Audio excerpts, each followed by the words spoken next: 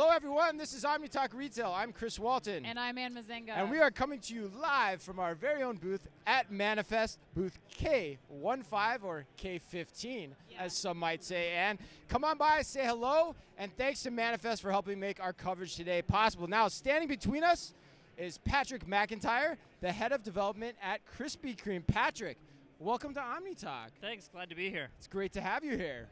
Patrick, tell us a little bit about you and your role at Krispy Kreme. Sure. I lead development for Krispy Kreme, which basically means all of our investments and how we optimize and think about delivering fresh to our consumers around the world. Okay.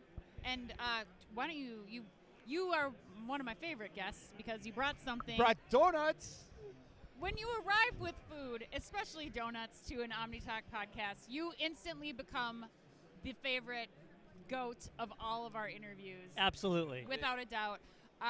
So Krispy Kreme, and tell us a little bit more about your kind of background and how you came into the role. Sure. So I've been doing retail or direct-to-consumer businesses my entire life. Okay. When I was a little kid, I helped my dad load the truck of our entrepreneurial business.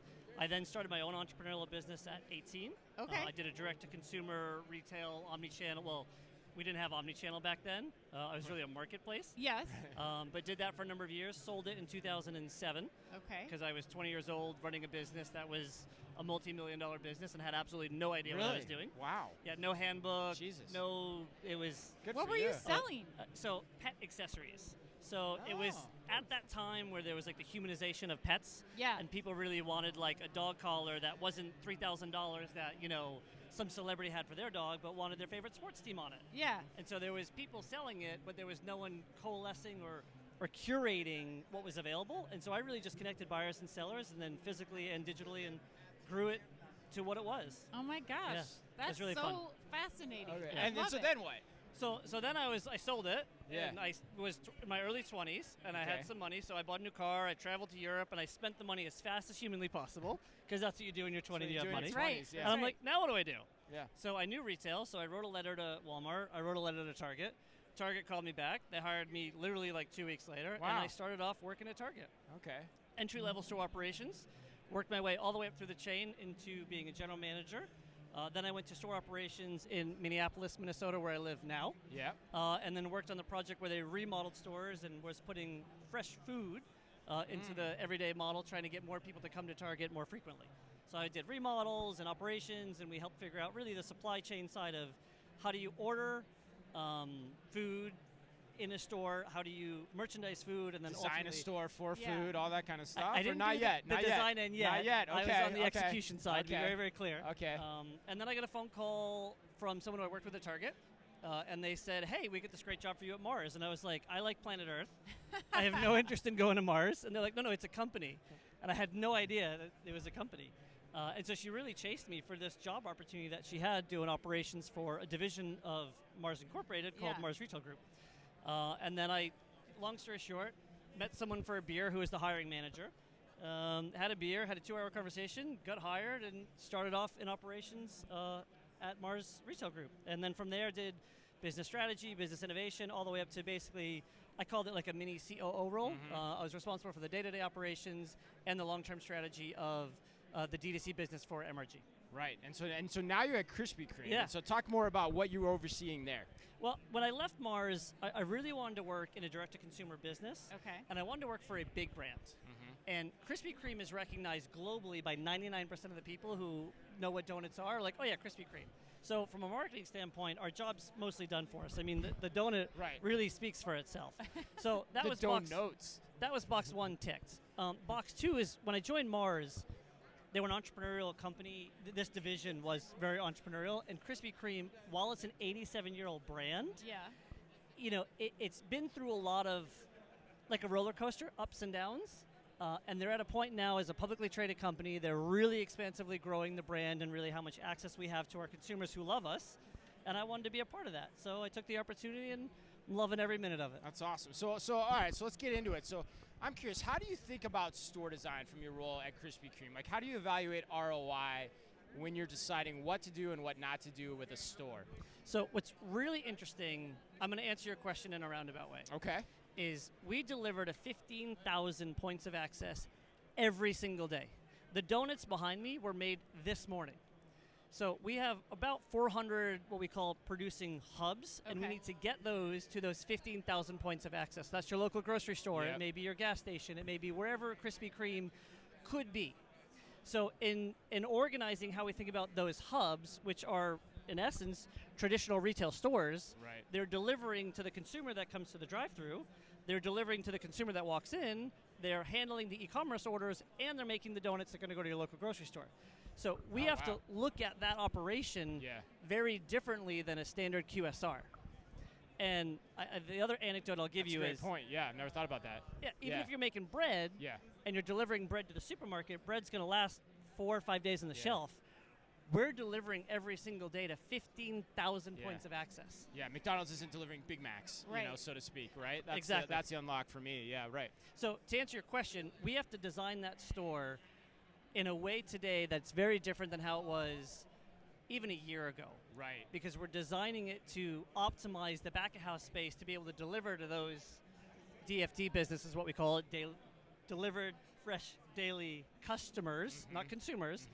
And we have to worry about the consumer experience and making sure that that experience that you have when you come to a Krispy Kreme is amazing And you- consistent. and consistent. And Yeah. that's probably the biggest challenge. And we have 330 company-owned shops in the U.S., and making sure that that donut that's made today is as good as it was yesterday, if not better than the day before. Right.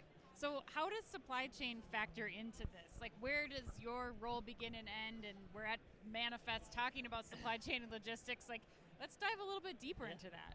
So, and I think to your question is, where does the supply chain come? We're in the midst of a global transformation and how we think about our centralized functions. Okay. My role is to ensure that the capital that we're investing has the best ROI, delivers on the best consumer experience, and can enable that growth that we want.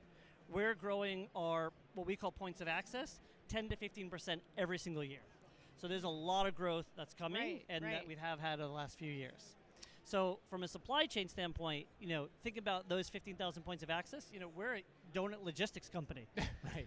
Like, when you really think about it. Yeah, you're a And- logistics company that happens to bring donuts to people. Is And, what and, it is. and yeah. we ask ourselves, should we be, right? Should we be the ones delivering the donuts? So Right. there's lots of questions that we're trying to understand, even for ourselves, of how do we create the most shareholder value? Yeah. How do we create the best consumer experience? And at the end of the day, make awesome donuts. Yeah, obviously. So I'm curious, have you been to Manifest before, or is I this your have. first time? You In have. my second year, yeah. Second year. Yeah. All right, good. Nice. So you're speaking on stage as well, I am, yes. right? So what are you sharing with them on stage? What are you pontificating about that you haven't already shared with us so far? We're talking today, well, there's a few things we're talking about. We're talking about disruptors, so there's a conversation we're going to have on Sheen, and there's a conversation we're going to have on AI. The Okay. buzzword. I mean, last year was AI, ChatGPT, Yeah. go on and on and on.